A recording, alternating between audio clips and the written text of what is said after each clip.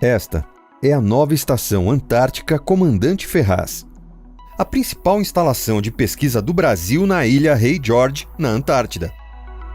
Sua reinauguração no dia 15 de janeiro é o mais recente capítulo em uma história que envolve disputas econômicas e territoriais, preservação do meio ambiente e até mesmo incêndios.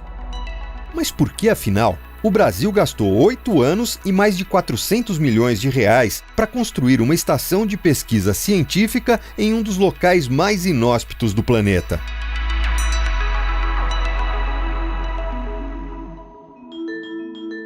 Descoberto pelos russos, britânicos e norte-americanos no ano de 1820, o continente gelado foi objeto de disputas por território e riquezas naturais ao longo de toda a primeira metade do século XX.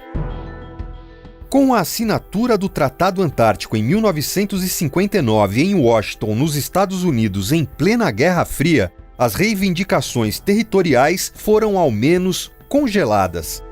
Nas décadas seguintes, as tensões geopolíticas não diminuíram, mas ficou estabelecido que nenhum recurso não renovável voltaria a ser explorado, e a região seria usada apenas para fins pacíficos. O principal agente diplomático desse período foi a pesquisa científica. Qualquer país pode aderir ao tratado e ter direito a voto nas reuniões anuais, desde que possua um programa científico no continente. O Brasil, que assinou o tratado em 1975, está entre os 29 países com direito a voto e é um dos 33 que trabalham na região. O trabalho de pesquisa na Antártica ele é completamente diferente do que a gente faz aqui no Brasil, né? Primeiro, que para você ir trabalhar lá, você planeja um ano. Trabalhar na Operação Antártica, que ela se concentra na maior parte no verão antártico, que é de outubro de um ano a março do outro. Em volta da Antártica, no inverno, congela-se praticamente tudo. E a gente chega de navio lá. Então, no verão que a gente trabalha mais, ali na península chega 22 de dezembro, que é o solstício de verão, você tem quase 24 horas de luz. Então, meia-noite é como se fosse 6 da tarde. Então, isso altera a sua fisiologia. O clima na Antártica ele é muito dinâmico. Às vezes, 8 horas da manhã, ali na península, você tem céu azul. 9 da manhã está nevando. 11 horas tem vento de 100 km por hora. Então, ele muda muito rápido. Quando o dia está bom, você trabalha 10 horas, 12 horas por dia para aproveitar aquele tempo bom. Não é qualquer um que gosta e que se adapta àquele ambiente, não. Existe essa coisa do romantismo, que vão para a Antártica, vão ver pinguim, vai ver a geleira, como se fosse assim, tô indo para as férias, né? Aí chega lá e não é nada disso, né? Vai passar perrengue, passa frio, passa fome às vezes, dificuldade para subir os morros, você corre risco de vida o tempo todo lá. Em fevereiro de 2012, foi de uma sexta para um sábado, eu não vou esquecer. Eu recebi algumas informações, uns e-mails, e o título do e-mail era assim, Ferraz em chamas. Pode parecer que não, mas o maior perigo que a gente tem na Antártica é o incêndio, porque você tem que usar aquecedores internos, então fica tudo muito seco, e apesar da água que existe lá, a água é congelada, né? A estação antiga foi paulatinamente construída, já estava com mais de 64 containers quando deu o fatídico incêndio. Logo após o incêndio, nós fomos requisitados para, olha, quais seriam as necessidades de uma nova estação. A nova estação ela é bem diferente, ela é muito moderna. É um novo estilo de arquitetura e de engenharia para essas condições que a gente tem na Antártica, né? São 2 pavimentos, né? Mas ela é contínua, ela tem controle de umidade para evitar essa questão de ficar tão seco, né? Todas as portas são corta-fogo, ela tem um sistema que ela veda completamente e o incêndio ele fica restrito ali por 2 horas. Então ela é bem moderna e eu acho que ela vai ser agora um parâmetro para outros países também começarem a se espelhar para construir novas estações. A gente vai em outubro, novembro para lá e retorna mais ou menos em abril com centenas de quilos de algas.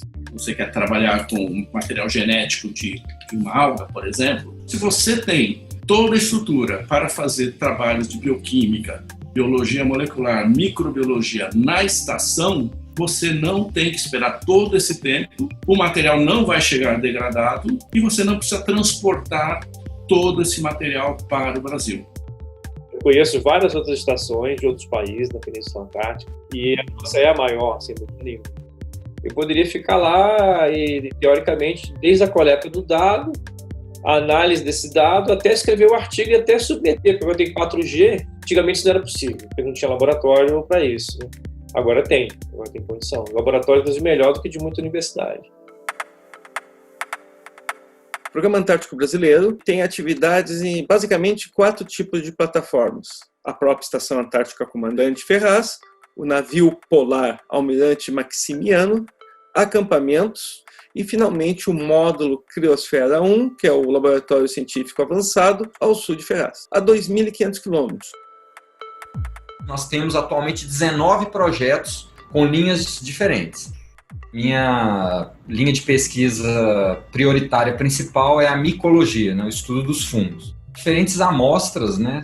Começamos com solos, diferentes solos lá da região, para isolar os fungos, para fazer um catálogo da diversidade desses fungos presentes lá e também utilizar esses fungos em processos biotecnológicos, que seria bioprospecção de substâncias bioativas, aí de novos antibióticos.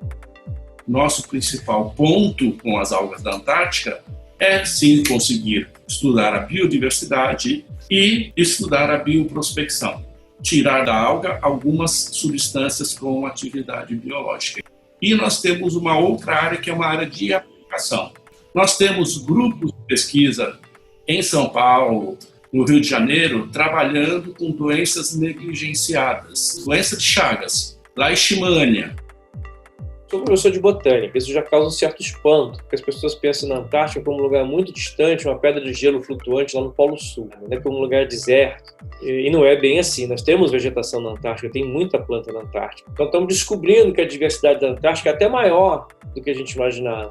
Então nós estamos fazendo levantamentos do que existe já no ar, o que existe no solo, na neve, na água, como bancos de DNA, e estamos catalogando tudo isso. Isso está conectado com conservação também, porque se você não sabe que espécies que existem na Antártica, você não tem como saber o que você vai preservar ou não. Lá tudo pode acontecer. Eu nunca imaginei que trabalhando com musgo na Antártica eu descobri uma doença que podia atacar nossa soja. O sistema ambiental da América do Sul é fortemente influenciado pelas massas oceânicas do Atlântico e do Pacífico e da Antártica. E quando eu falo e eu repito essa frase, a primeira reação de surpresa, eu acho que eu estou inventando, mas não. A Antártica é tão importante quanto a Amazônia para o sistema climático brasileiro. Na Antártica, cerca de 4% do volume de gelo está derretendo. Só que a Antártica é 90% do gelo do planeta. Se todo o gelo da Antártica fosse trazido para o território nacional, nós temos quase 3 quilômetros de gelo, cobrindo todo o Brasil. Claro, já está contribuindo para o aumento do nível do mar. A grande questão é saber, hoje em dia, se parte da Antártica é ou não estável dinamicamente a um aquecimento aí de 4, 5 graus. A biodiversidade microbiana, que é a minha linha de trabalho na Antártica, ela é altíssima. Essa biodiversidade ela pode gerar vários bioprodutos. Então, se o Brasil ajuda nisso, a mostrar a importância da Antártica e preservar a Antártica, ele coloca-se numa agenda positiva de preservação ambiental também. Vamos imaginar, 10% do planeta, a gente vai decidir que ali vai ser dedicado à paz e à ciência. Isso é a Antártica, 10% do planeta com as maiores reservas e o grande potencial biotecnológico, não pertence a ninguém, e o Brasil é um dos gerentes dessa região, um dos gerentes desse Éden, né, desse paraíso. Nós não podemos abrir mão disso, na minha opinião. Se a gente quer que esses 10% continuem sendo 10% dedicados à paz e à ciência, então a gente tem que dizer, olha, queremos isso.